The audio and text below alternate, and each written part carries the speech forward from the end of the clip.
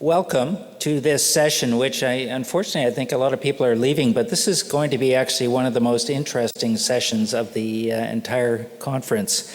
What we're talking about is really endometriosis management. Does geography actually matter?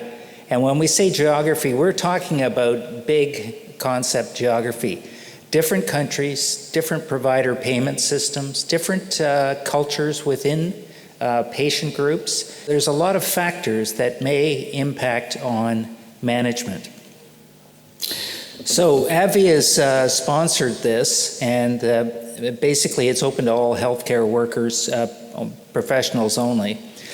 And the information is provided for scientific purposes only and shall not be used in any way construed as a recommendation for any of the products or indications. The presenters of the program have been selected by ABBVIE and are presenting this medical education program on behalf of ABBVIE. The presenters have been compensated for today's presentation. The webinar will be recorded and may become available to other people to view later. And by registration in the webinar, you provide consent for such recording. Now, first off, I'm just going to introduce myself.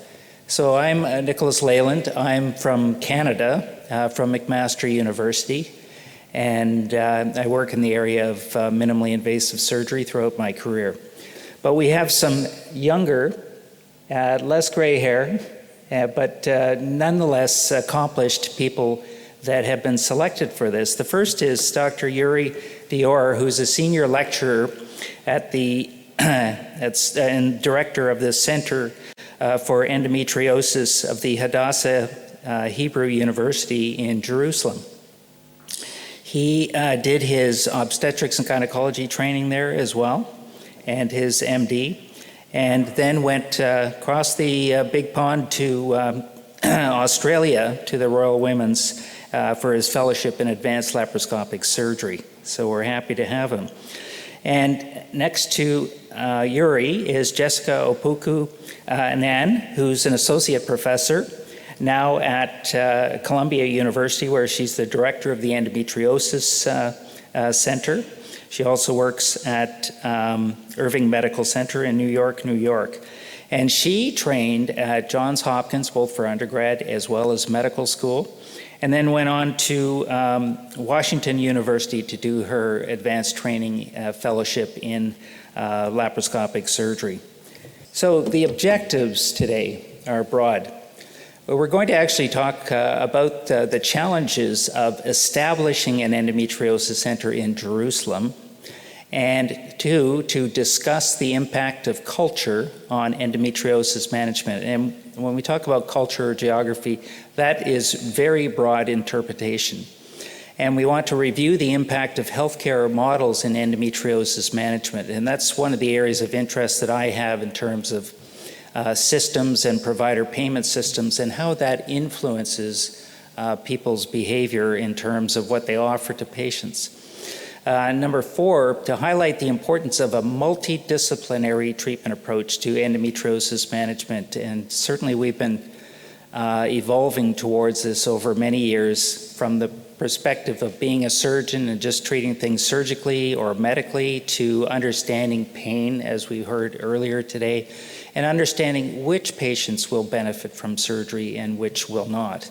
And that still is a moving and developing concept. And then we're going to discuss the issue of culture on the perception of the disease and the management options in Israel and the United States, and I can put in a few things about the Canadian system. So first up is Dr. Yuri Dior, who will tell us about his experience setting up endometriosis clinics in Israel. Okay, so good afternoon. Thank you, Professor Leyland, for your introduction. It's a really great pleasure being here with you, and I'm really very happy to share with you my experience in establishing endometriosis center in Jerusalem. Okay, so if we will look on Israel in a snapshot, so Israel's population is around 9.5 million people, a lot of noise for a small country. And, but Israel is actually has a very young population. That means that we have almost 2 million reproductive aged women, which means that we have almost 200,000 potential endometriosis patients in Israel. Now, as some of you might know, technology and medicine in Israel is very advanced. However, what about endometriosis? So I work and live in Jerusalem. The Jerusalem district population is around 1.5 million people. So following previous calculations, that means an estimated 40,000 endometriosis patients in Jerusalem. However, when it comes to endometriosis, it was more like a desert. Would you believe if when I was a trainee, during my 6 years residency, I probably haven't seen more than a handful of endometriosis patients. So this was more or less what I heard from my bosses when I told them that I want to do a fellowship in advanced laparoscopy and focus on endometriosis. They told me I won't have any patients because there's no endometriosis in Jerusalem. There's probably a secret immune system in Jerusalem just against endometriosis. Well, I decided to take my chances. So my first challenge was actually convincing that there is a disease called endometriosis, even in the holy city, even in Jerusalem.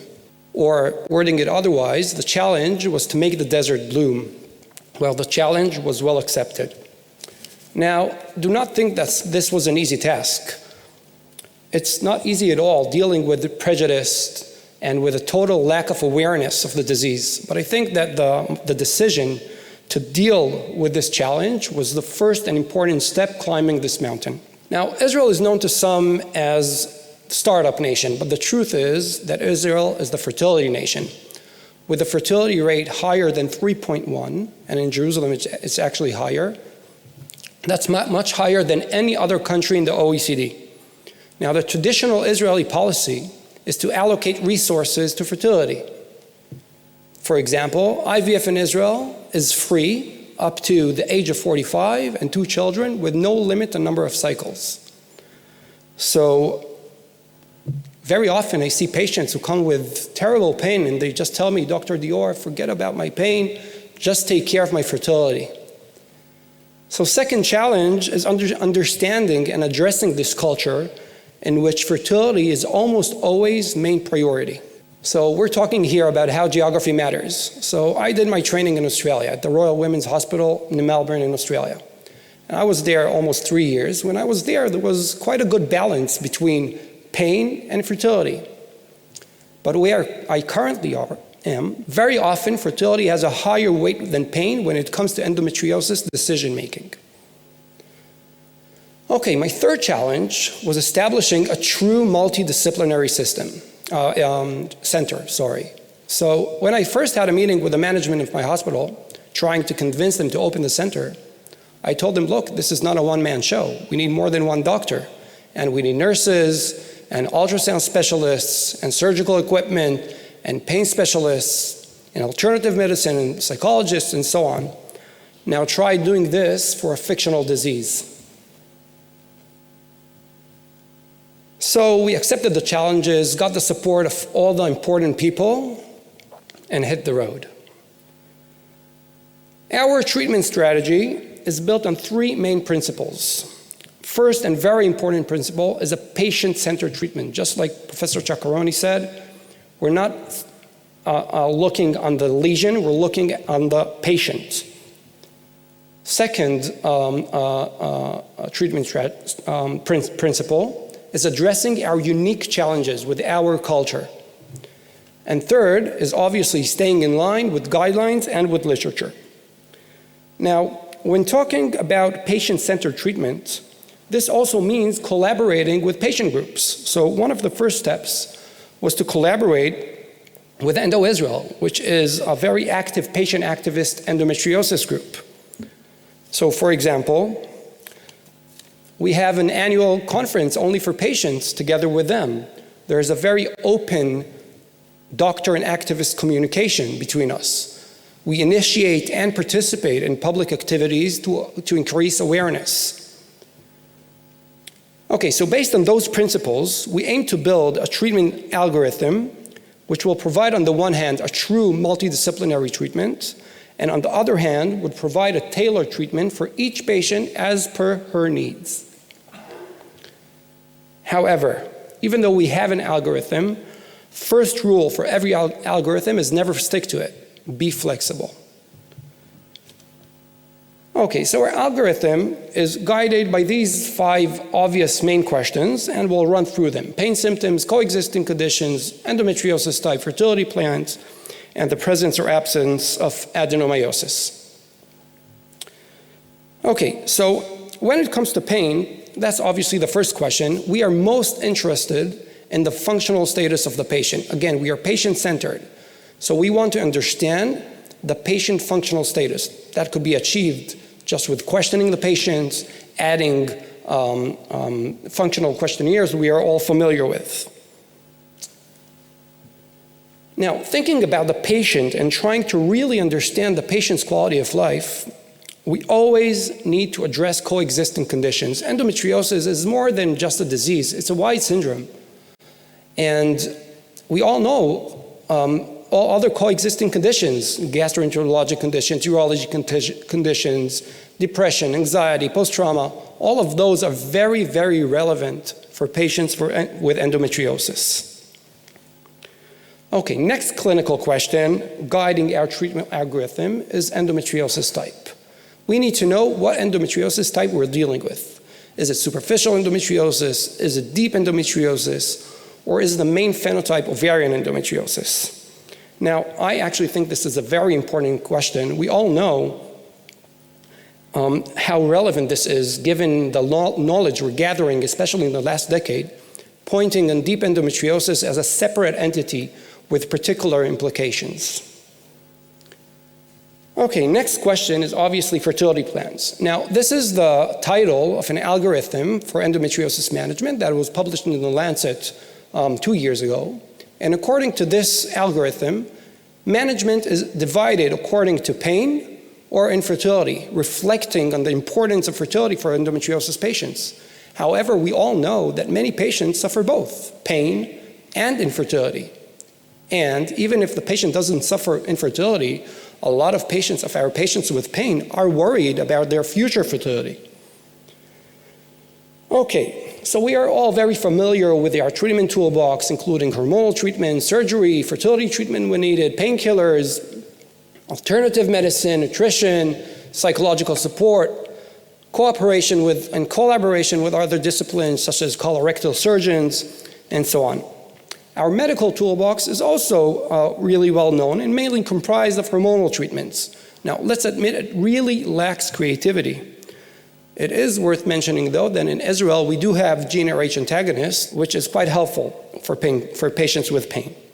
So despite us all prescribing hormonal treatments to our patients, there's actually very scarce data on its effectivity. We don't really know it's effective. Plus, there's the vicious cycle of hormonal treatment.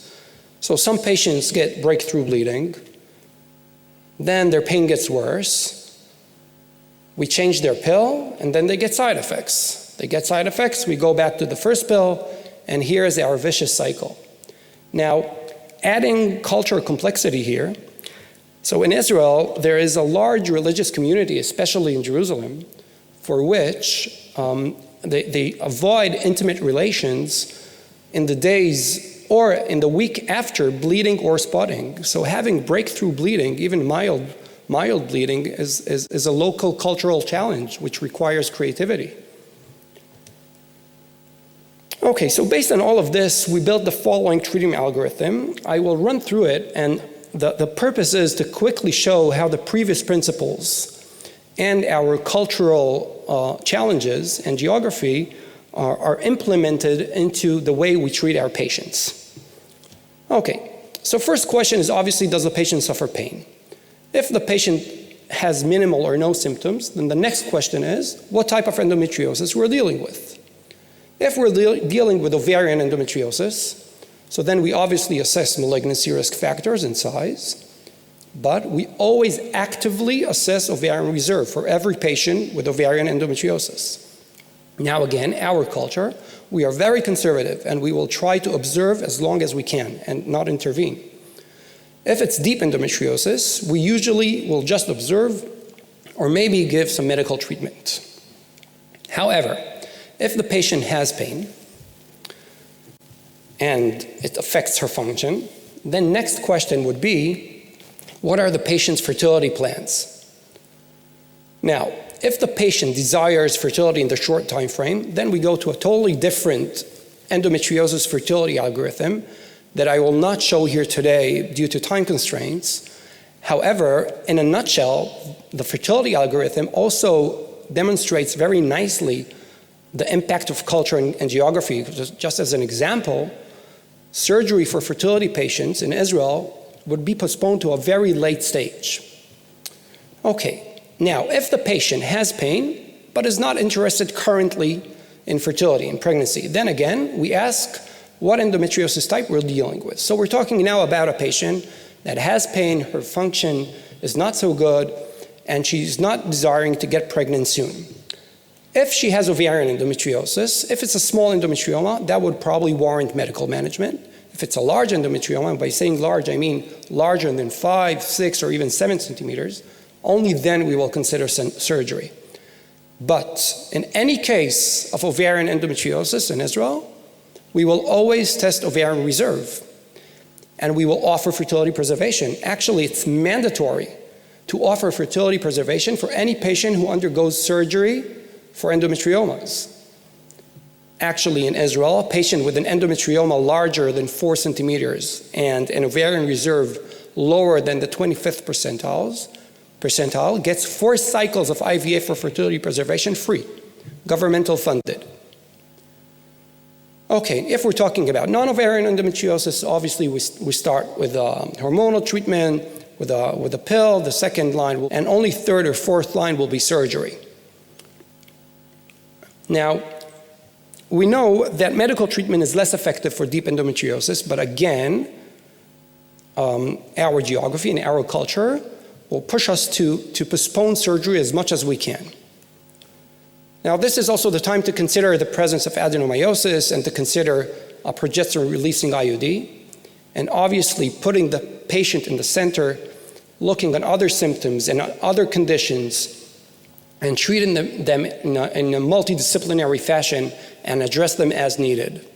Now, throughout all our treatment, we collaborate with alternative medicine, yoga, acupuncture, nutrition for the benefit of our patients.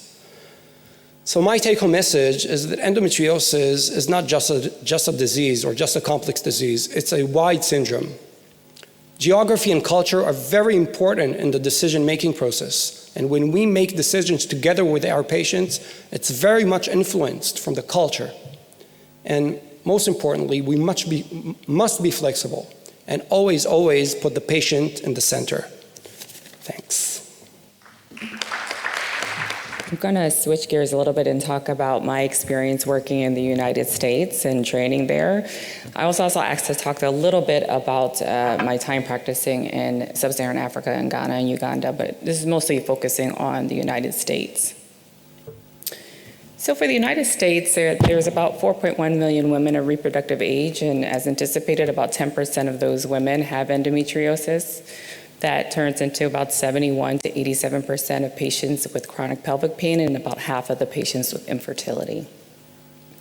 So I'm going to go through my own experience training in the United States because I think that this explains a lot of the complexity for the management of endometriosis. I did my 4 years of undergraduate school, 4 years in medical school, and then subsequently did residency specialty training in obstetrics and gynecology, followed by a minimally invasive gynecology fellowship to learn more advanced laparoscopic robotic surgery. And then I spent 7 years at University of California, San Francisco as a consultant attending, and now I'm at Columbia University. And I bring the timeline in here to get an understanding of how we learn about endometriosis. So despite going through 8 years of undergraduate and medical school training, and then another, at that point, 2 to 3 years of training, I didn't really understand what a normal menstrual cycle looked like or what was abnormal about menstrual cycles until about the 3rd year of my residency training. And I trained at some of the top schools in the United States, the Harvard programs, the Hopkins programs, and it's not that we didn't have great providers there. It's not that we don't have great endometriosis centers at these places, but it's not embedded into the curriculum for our trainees. And so most trainees will have seen a handful of patients by the time that they finish their OBGYN training. Many will never have rotated with a provider or a specialist in endometriosis in clinic. And so very few are able to even diagnose endometriosis or treat endometriosis. And I'm very sure about this because I made it all the way through 3 years of OBGYN training before realizing that my own menses were pretty bad. And I was passing out in the operating room, and I had no understanding that that wasn't normal until seeing patients in clinic and seeing what normal menses looked like. And this is the complication for our providers in the United States. Most regular providers who are finishing their medical school training and becoming primary care physicians or ED physicians will have seen 1 or 2 endometriosis patients and read about a few paragraphs in a textbook. And these are the providers that are meant to refer to specialists for endometriosis care. And because of this, we see a diagnostic delay of more than 10 years for our patients. And even after going to a specialist OBGYN, it takes about another 3 years before a patient gets a diagnosis of endometriosis. That translates into our patients seeing multiple providers from many different disciplines, not being diagnosed, being misdiagnosed, and a lot of them having a significant amount of medical trauma associated with being told that their symptoms are psychological. And in the United States, we have another layer of complexity, which is the inequity in our healthcare system. And so for our patients who are lower income, for our patients who live in rural areas, and in particular for our racial and ethnic minorities within our country, the care is inequitable, the diagnosis is inequitable, and so is the treatment. So as early as 1951, there have been published papers that have shown that the incidence rates of endometriosis are the same in Black and white women.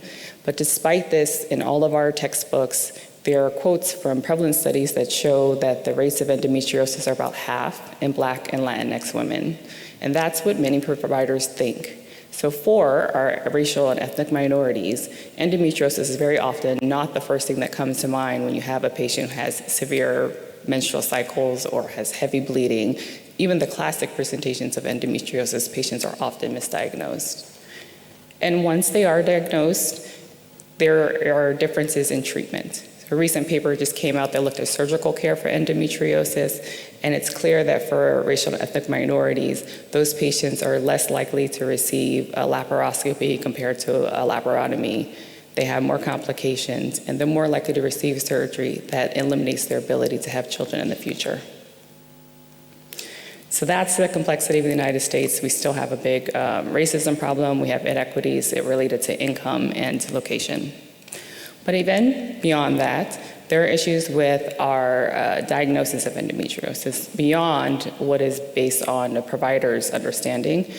We tend to like MRIs. So our radiologists feel more comfortable with it. They get higher reimbursement for it. And so even if we go into a center and develop a radiology protocol for endometriosis, it's often an MRI.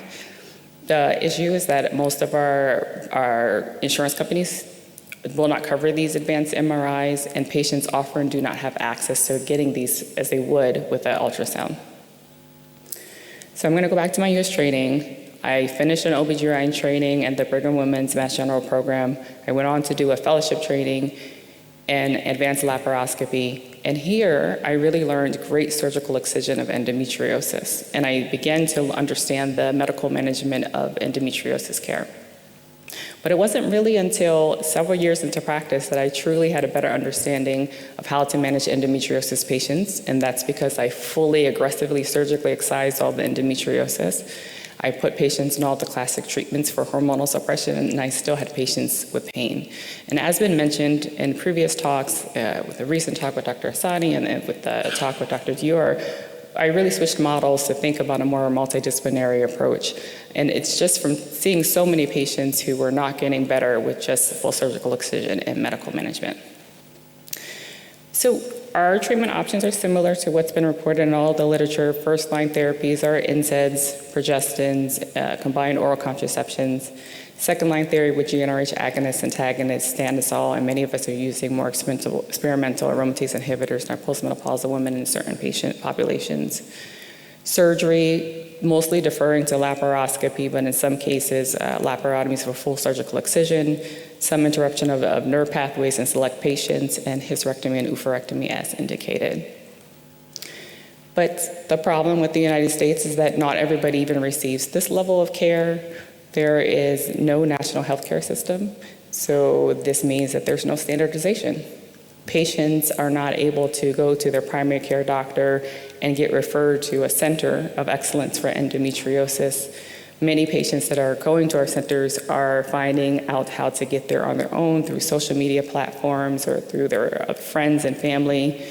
There's no criteria to designate who is an endometriosis expert, and so anybody can advertise that they are an expert in the field. And more importantly, I think a big complication for the United States is our insurance coverage status. Many of the experts in endometriosis are in private practice and do not take private insurance, so patients may need to pay large amounts of money, $20,000 to $30,000 for a surgical excision surgery. So this really creates quite inequity in care for different patient populations, and even patients who are able to afford the services may not be able to find the provider. Now, I mentioned that I do some work in sub-Saharan Africa, and I'm actually of Ghanaian descent. So it's surprising to me to see that some of these things overlap. There's the lack of standardization, the limited variable insurance, the historic bias of thinking that Black patients and ethnic minorities do not have endometriosis. Those are common and overlap between the United States, which should not, because the United States has so many more resources. But there are other complexities that I find when I go back to Ghana. Laparoscopy is obviously much less available. It is, the cost is quite prohibitive. And then, similar to what Dr. Dior talked about, fertility is a huge issue, and there's a huge reluctance to do anything that might impact fertility, both surgically, and a reluctance towards taking contraceptive methods for hormonal suppression. But I do think one advantage is that there's a much higher acceptance for holistic care in these places. So I mentioned that I moved on to a much more of a multidisciplinary, interdisciplinary care approach. And this is what it looked like when I entered into UCSF.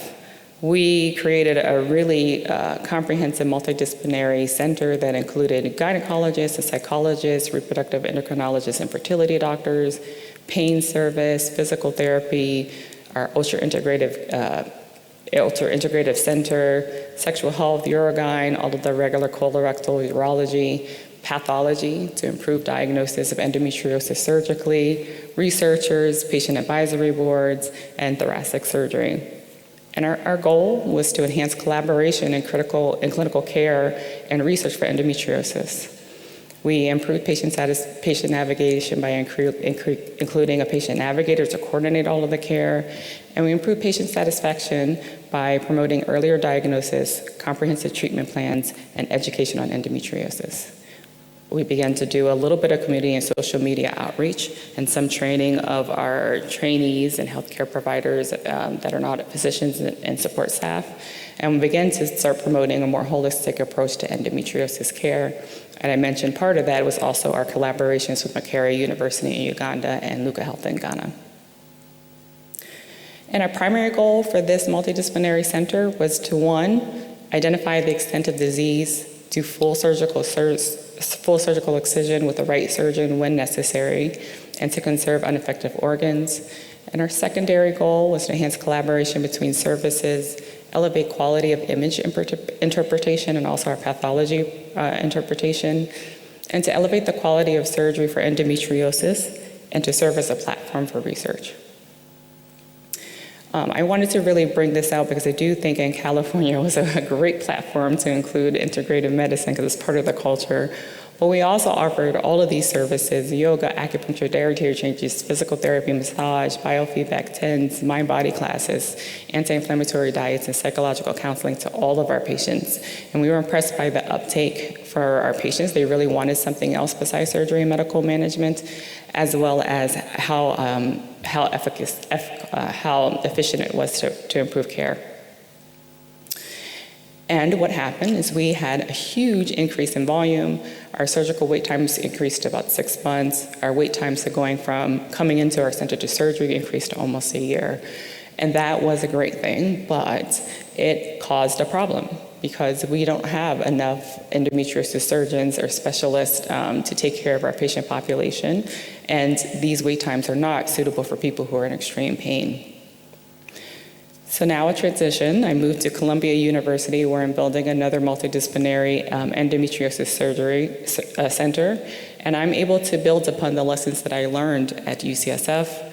We include both a multidisciplinary care coordination team, a multidisciplinary diagnostic team, a patient navigator to improve coordination, but I really focus much more this time on improving the care of everybody outside of the specialty team. So that is coordinating care between all of the different providers of the multidisciplinary team, doing a lot of outreach, a lot of education to providers, to the community, to patients, and then creating ways to improve the care overall that are simple within our system. So for instance, we're creating tools that we can integrate into our electronic medical record that can prompt providers to select treatment for endometriosis or referrals to an endometriosis specialist based on the diagnostic codes that they put into the system. But we're trying to just make it better that to decrease those delay times towards getting to an endometriosis specialist, since we know all patients are not going to be able to get there. And then our second goal that we're focusing on is research on how to provide personalized medicine. So this is focusing on things like genetics of endometriosis, how do we get patients in our system, all of those multidisciplinary centers so that patients can come in and know whether they should be choosing surgery, medical management, or some of these integrated medicine options. And my conclusion is more to say that what we're hoping to create is a shared decision model that based on their goals, whether it's fertility, whether it's pain or anything else, that we can be able to come up with a personalized care model for each patient that come in with endometriosis. Thank you. Thank you very much, Jessica and Yuri. Now, we're going to open it for questions, but I will say to the people online that you can type in questions and I can read them out here if you want to. Is there anyone who has a question? Thank you. This is a really fascinating conversation, and hearing your experience is really eye-opening. And we've had similar experiences in Canada. For our last speaker, I'm just curious because at our clinic we do offer interdisciplinary care, et cetera, but we had to get specific funding in the Canadian model to support our allied healthcare providers, to give them a salary, et cetera, because patients, many don't have insurance that covers allied healthcare, for example, psychologists and physiotherapists. And I'm just curious, because I guess I'm very naive about the healthcare system in the US, but I was in understanding that sometimes getting coverage for those wonderful services that you offer might be an issue. Maybe can you speak to that a little bit? How did you manage to get coverage for those patients to get access to that care? That's a great question. It was quite complicated. So I have the advantage of being in academic medical centers, and I choose to be there because I can build these type of centers. For my first program, I applied to internal grants that covered these ancillary services, in particular psychology, physical therapy, to integrate it in our clinic for the first 3 years. And then after the first 3 years, I had to convince my chairs that these things would pay for themselves. So physical therapy, for instance, they can bill for them. So we just use the numbers to drive and show that we at least even out and not lose money by including them in the clinic. We actually had quite a lot of trouble covering mental health services, and that got pulled out, which was pretty traumatic for our patients to have that pulled out as part of our clinic services. But I did find that as we worked with other groups and other disciplines, they started advocating to their chairs to start providing these services as well, but it is quite challenging. For my second institution, I had the advantage of showing how much volume and revenue I brought from the first institution, so I negotiated to have those services included into the new center. Well, and it also just had a little bit more infrastructure, but it is challenging. And I think that's one big complexity for any of the patients, most of the patients that we're seeing in America who don't go to academic centers. They're not getting any of these services. Any other questions? Matthew. Leonardi. Hello everyone. Thank you for those lovely talks. This question is for any of the speakers, including Dr. Leyland, who has a lot of insight into the world of endometriosis for many years. One thing we've seen in every talk so far today is the integration of the interdisciplinary team. This is transcending the whole world now. And it seems like each individual unit is fighting for those services. Each individual country is fighting for those services. And maybe there's not great randomized control evidence to suggest that they are evidence-based, but it is clearly universally adopted. How do we actually advocate to our health care in individual countries or globally that this is actually the standard of care and we shouldn't be fighting independently anymore? So this is for any of you, creative ideas or strategies on this. Well, one of the things that I think is key, and I think Yuri alluded to this, is patients advocating for themselves. I think, at least where we work in Canada, often doctors, when they're advocating for something, they're unfortunately seen as being self-serving. And in fact, we need the patient's voice because our healthcare system is so incredibly politicized that, and politicians respond to patients and people bringing up these issues. So I think it's important, but I think, Yuri, you had that experience. Yeah, so before I started the treatment center in Jerusalem, I had several meetings with the patient groups. And I asked them, what do patients need?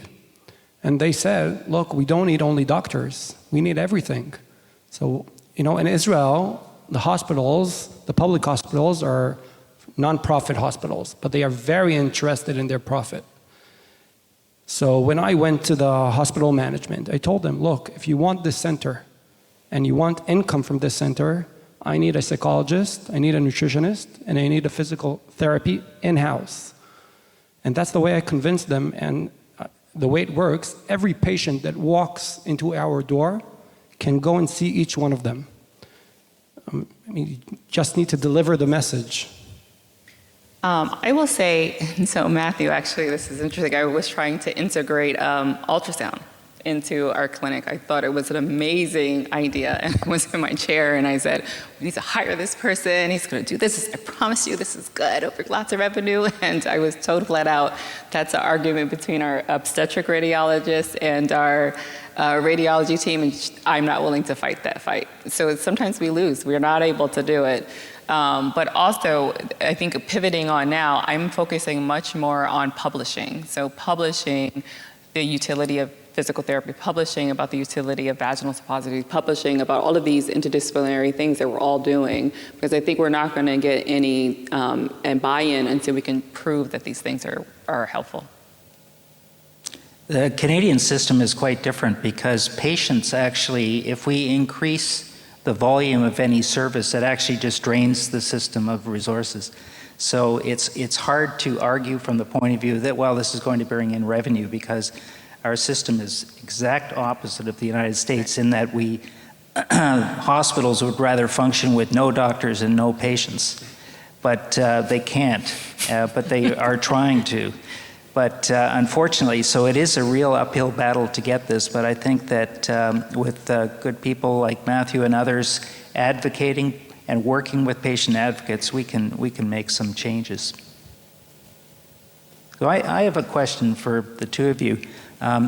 You alluded a little bit to a variation in standard of care and the issue of equity in the United States.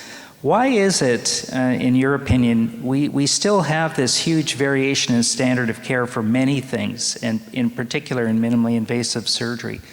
I note that when general surgeons learned how to do laparoscopy and they got all the equipment they needed for their gallbladders in the early 90s, it was fascinating to me. Within 2 or 3 years, that became the standard of care. It just never happened in gynecology. Do you have any comments about the equity issue and the variation in standard of care?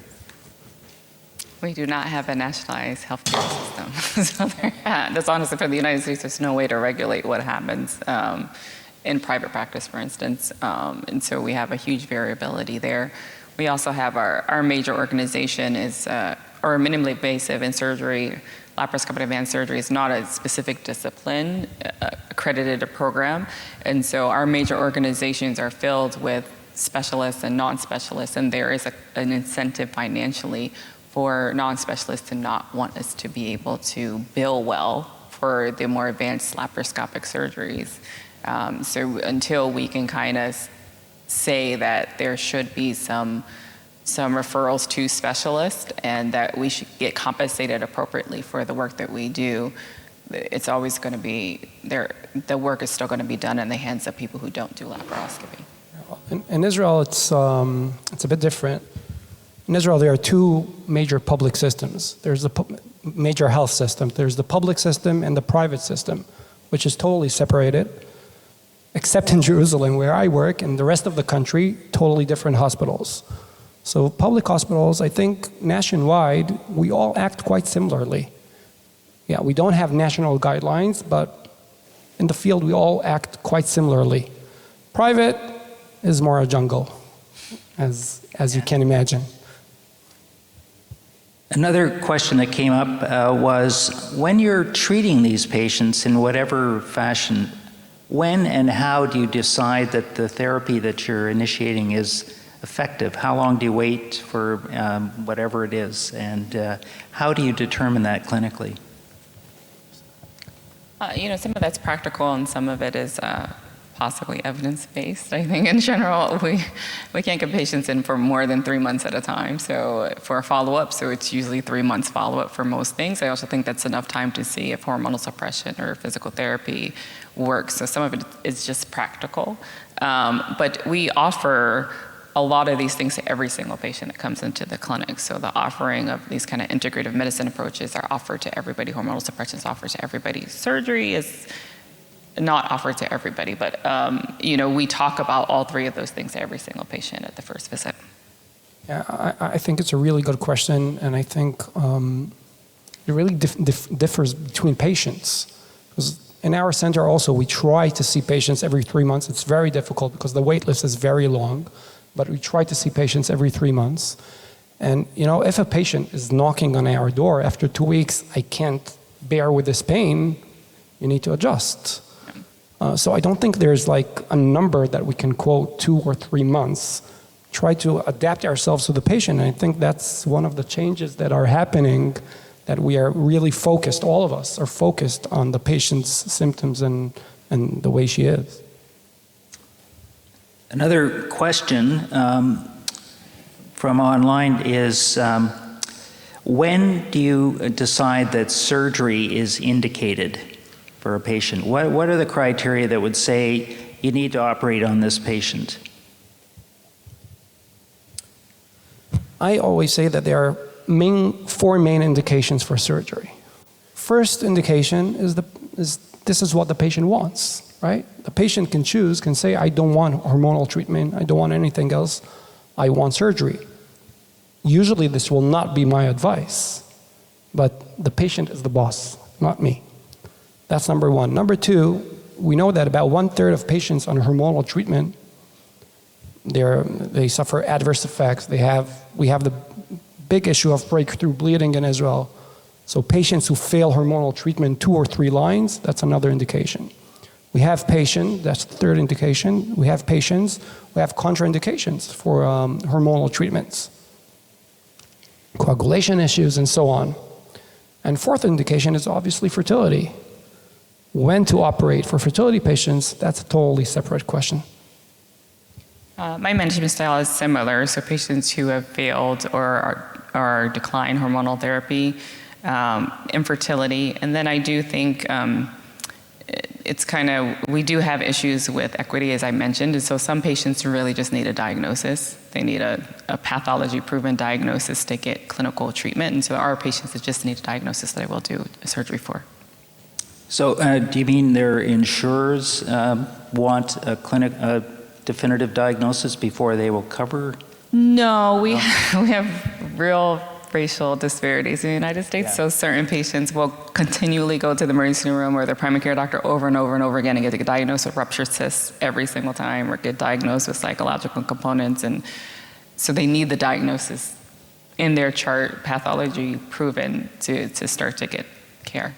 That's a bit different in Israel. Actually, the patient groups in Israel, they achieved, without any doctor, there's like a social insurance in Israel, and they went to the social insurance authority, and they can get a monthly payment if they are severely disabled. And you do not need to prove pathology-proven endometriosis. It can be a totally clinical diagnosis. So you just need me as an endometriosis specialist to write that this is clinically diagnosed as endometriosis. Yeah, it's an interesting problem because, I mean, as doctors, though, we do have the right to say, I'm not a technician, I'm not going to do something that I don't think is, but this is a gray area where certainly lots of physicians would think that it's a reasonable request to do that. Any other questions? Yeah, Matthew.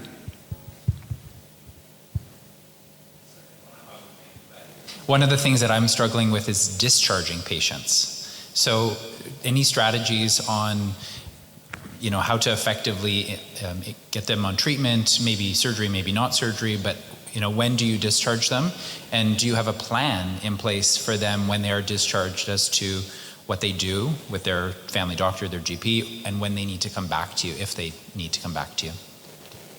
Yeah, so actually one of the things we're developing is putting together a comprehensive treatment plan that the patient can then take with them to their providers.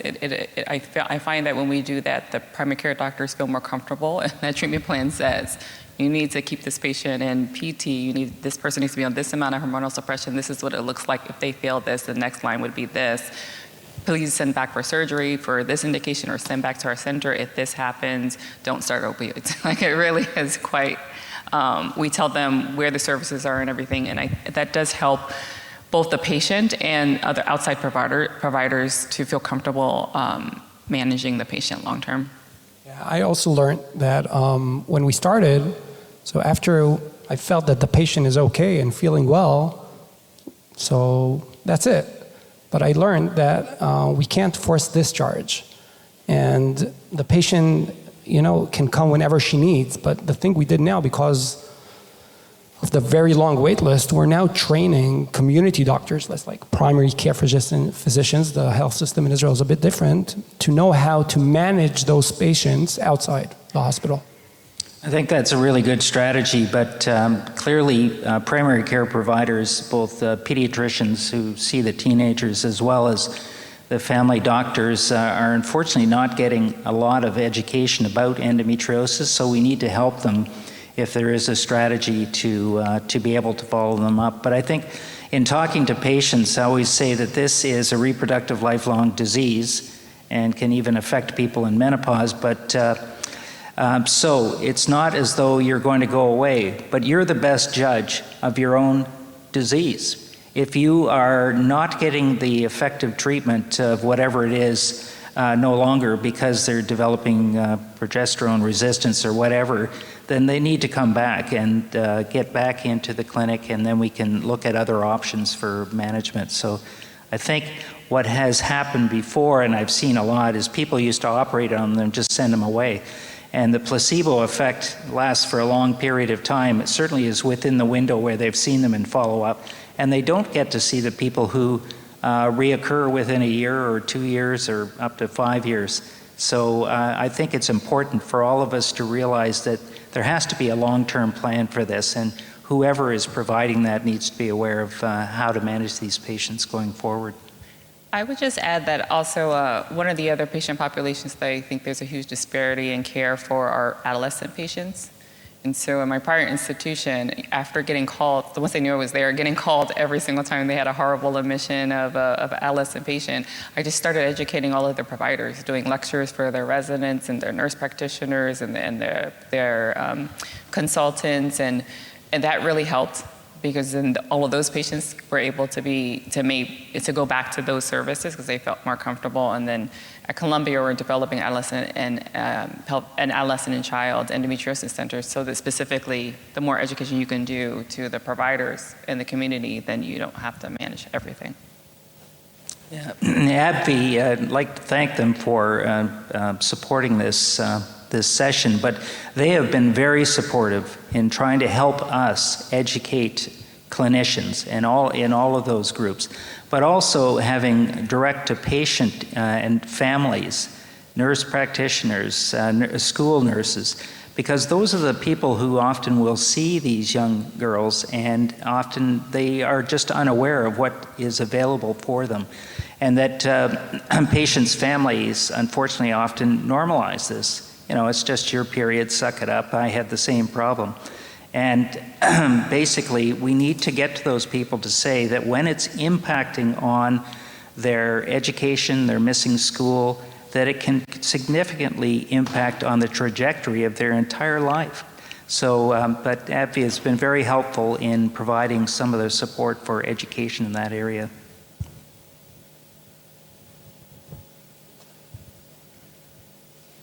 And Dr. Taylor up there was involved in some of that, so thank you for that. Any other questions? If not, I think that's all the questions from the online group. Then we'll close the session. Thank you very much for attending.